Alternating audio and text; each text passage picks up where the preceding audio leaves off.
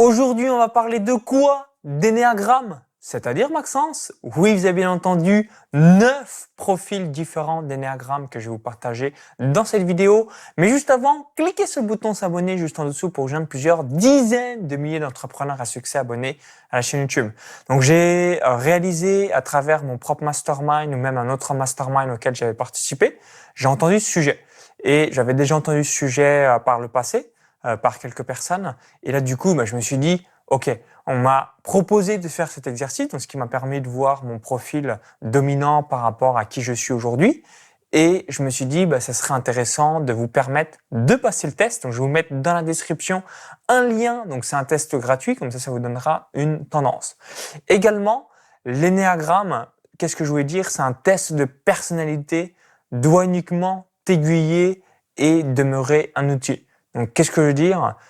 En aucun cas, ça va définir ta personnalité de manière définitive et figée. Donc, la personnalité vient du mot persona, égale le masque, et les profils que je vais te partager dans la vidéo sont créés généralement par rapport à nos blessures. Donc, si tu as déjà vu la vidéo ou quand je parlais de sujets par rapport aux blessures du passé qu'on a pu obtenir, ça te donnera un aperçu. Donc, à l'inverse, un individu, donc toi, moi, qui travaille sur ses blessures et enlève le masque de sa personnalité est vraiment tel qu'il est. Donc, c'était le petit feedback que je voulais faire. C'est quand vous faites des tests de personnalité, des profils énagrammes, ce genre de choses, ne prenez pas argent comptant le verdict du test.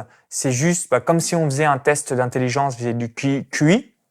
Ne prenez pas pour argent comptant le test du QI. Pourquoi? Parce qu'on a 12 formes d'intelligence. Et le QI, c'est juste un aspect de l'intelligence par rapport à toutes les intelligences que l'on a de l'être humain. Et c'est la même chose avec ce type de test.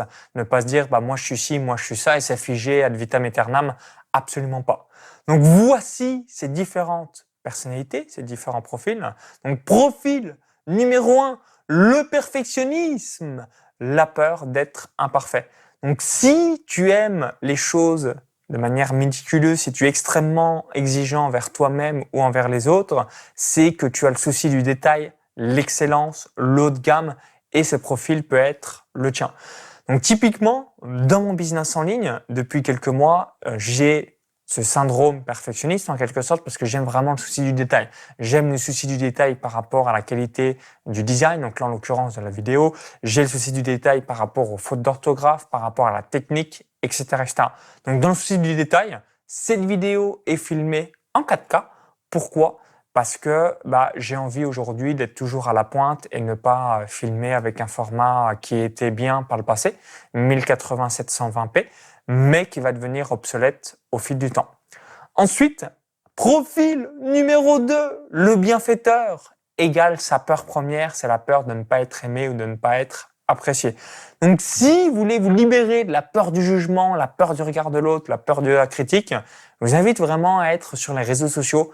Donc quand vous êtes sur LinkedIn, Facebook, Instagram, YouTube, Google, etc., etc., en fonction de la plateforme dans laquelle vous êtes, vous allez avoir de temps en temps des critiques parce que c'est comme ça. Donc du coup, ce que j'aime bien avec les réseaux sociaux, H24, tu te prends des commentaires désobligeants si vous avez un minimum de volume, donc des gens qui vous visionnent parce qu'on ne peut pas plaire à tout le monde et ça va vraiment vous permettre de vous libérer de tout ça. Peur du jugement, peur de la critique, peur du regard des autres et vous allez pouvoir développer une vraie personnalité sans faire un discours policé. Ensuite, profil numéro 3, le battant égale la peur de l'échec ou encore la réussite à tout prix. Donc si tu es prêt à tout pour réussir, si tu considères qu'avoir un plan B, c'est une défaite, c'est pour les perdants et que seulement le point A fonctionnera coûte que coûte, alors tu as ce type de profil qui est le profil le battant. Donc moi, vis-à-vis du test, ça va, si tu me suis depuis un petit bout de temps, ça va te paraître logique. Moi, je suis un énagramme 3. Donc évidemment, comme je l'évoquais, je le prends pas en mode argent comptant, je suis un battant et je suis rien d'autre. J'ai évidemment d'autres types de profils. On a tous les différents types de profils que je vais évoquer, mais il y en a certains qui sont dominants. Moi, mon dominant, c'est le battant. Donc c'est-à-dire, j'ai jamais un plan B. On a un plan A, coûte que coûte, ça va réussir. Et quand ça ne fonctionne pas, c'est juste OK. On réalise les ajustements pour aller à ce résultat qu'on s'était fixé. Ensuite, profil numéro 4, le créatif. Donc, c'est quoi la peur du créatif? C'est la peur de la conformité. Donc, quand les gens ont des looks, donc on va prendre l'exemple des vêtements, ont des looks un petit peu spéciaux, eux sont typiquement des créatifs. Donc, quelqu'un qui aura un chapeau, une écharpe, un look vestimentaire totalement différent de la norme. On en connaît tous quand on va dans des événements, ainsi de suite. On dit « Oh, toi tu es, entre guillemets, dans notre tête, on dit « Toi, t'es pas habillé comme les autres ». C'est un créatif. Sa peur première, c'est la peur de la conformité. Et c'est merveilleux d'avoir des créatifs parce que c'est ce qui permet dans le monde d'avoir toutes ces choses spectaculaires que l'on visionne en parcourant la planète. Ensuite, personnalité numéro 5, l'investigateur. Sa peur première, c'est la peur de ne pas savoir. Donc les monsieur ou madame Wikipédia ou monsieur ou madame je sais tout, on en connaît tous aussi dans notre environnement, au moins un, eh bien, ils ont vraiment cette peur-là, c'est de ne pas savoir. Et du coup, comme ils ont peur de ne pas savoir, ils se documentent, ils lisent énormément, ils sont tout le temps dans la soif de connaissances. Parfois, ça va dans la boulimie de connaissances via tout ça. Mais c'est cool d'avoir un investigateur dans les membres de son équipe parce que ce qui permet de toujours être à la pointe d'un marché ou alors d'un sujet quelconque. Ensuite, personnalité numéro 6, le loyatiste égale sa peur première, c'est la peur de la trahison. Donc, est-ce que tu as déjà vécu en quelque sorte la trahison, parce qu'on a tous une interprétation différente des choses, mais je pense qu'on a tous vécu, ou du moins on a eu ressenti d'avoir une trahison au moins une fois dans notre vie, donc on peut se détendre avec cette peur, on l'a tous vécu au moins une fois dans notre vie, on a eu ce ressenti d'être trahi par rapport à une situation donnée, et c'est important pour évoluer de se libérer de la peur de la trahison et de faire vraiment confiance à l'être humain, même si on a vécu une mauvaise expérience par le passé n'égale pas le futur, et d'accueillir les gens comme ils le sont avec la pleine confiance et donner le meilleur de soi-même. Profil numéro 7, l'enthousiaste. Sa peur première, c'est la peur de ne s'ennuyer ou de ne pas avoir de plaisir. Donc ça, c'est des gens qui aiment bien profiter de la vie, on les appelle les épicuriens. Donc typiquement, quand vous avez une personne, je veux ma petite bière, je veux mon verre de vin, je veux ma glace, je veux ci, je veux ça, c'est des épicuriens. Dans le fond, ils ont raison. On est là juste de passage sur Terre, environ 30 000 jours. On a seulement une seule vie et pas de deuxième chance. Donc d'un côté, ils ont raison. La seule chose, c'est que quand on vit systématiquement en mode épicurien, eh bien, numéro 1, on va réduire son espérance de vie parce qu'on est tout le temps dans la plaisir mania. Et comme vous en doutez, la vie n'est pas carrée. Donc, on va faire pareil avec l'argent. On va tout le temps être à plus ou moins 1000 € sur son compte. Donc, quand il nous arrive des challenges dans la vie, paf, quand on est épicurien, on a le revers de la médaille puisqu'on n'a pas été prévenant. Donc, la vie n'est jamais que l'hiver, n'est jamais que l'été. Donc, quand c'est l'été, mettre du bois au chaud pour l'hiver ou vice versa. Pourquoi? Parce que sinon, on va se créer un stress inutile à cause de cette attitude épicurien. Ensuite, profil numéro 8, le chef. Donc, sa peur majeure du chef, qu'est-ce que c'est? C'est la peur d'être faible. Donc ça, c'est énormément masculin avec une grosse énergie de yang où il y a une part d'ego. Ne jamais montrer sa vulnérabilité ou encore faire apparaître aux yeux d'autrui qu'on est infaillible et proche de la perfection. Typiquement, le chef, c'est aussi quelqu'un qui donne tout le temps des ordres, fais ci, fais ça et ainsi de suite. Donc moi, j'ai aussi une personnalité quand même assez chef et par contre, j'ai aucun mal de montrer ma vulnérabilité vis-à-vis d'une situation donnée. Si un jour vous me rencontrez, vous verrez vis-à-vis de tout ça. Ensuite, profil numéro 9, le pacificateur égale sa peur première, c'est la peur de ne pas avoir des conflits.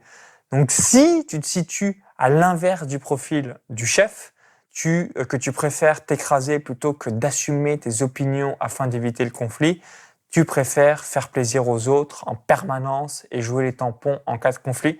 Donc on connaît tous aussi des gens qui n'aiment pas trop le conflit et clairement, par rapport à ça, eh bien c'est bon. Hein. Des fois, des conflits, c'est bien d'avoir un petit clash peut-être avec son mari ou sa femme. C'est bien d'avoir un petit clash avec ses différents enfants. C'est bien d'avoir un petit clash avec peut-être un membre de son équipe. C'est juste, ok, là ça va pas. Ce que tu fais, ça va pas. Voici ce que j'attends. Voici ce que j'aimerais avoir. Et puis ensuite, on repart sur de bonnes bases. Quand on est absolument dans l'évitement du conflit, généralement, tôt ou tard, il y a un gros clash et ce gros clash amène finalement à des immenses tensions puisque la cocotte minute, elle était à 2 doigts de déborder depuis un bon bout de temps et paf, quand elle explose, c'est la merde. Un pays qui illustre bien finalement le côté pacificateur, c'est la Suisse. La Suisse, ils sont avec personne. Laissez-nous bien tranquilles. Nous, on veut pas de conflit. Sauf que des fois, c'est bien d'avoir un conflit pour justement ramener de l'apaisement et de la sérénité. Donc, je récapitule.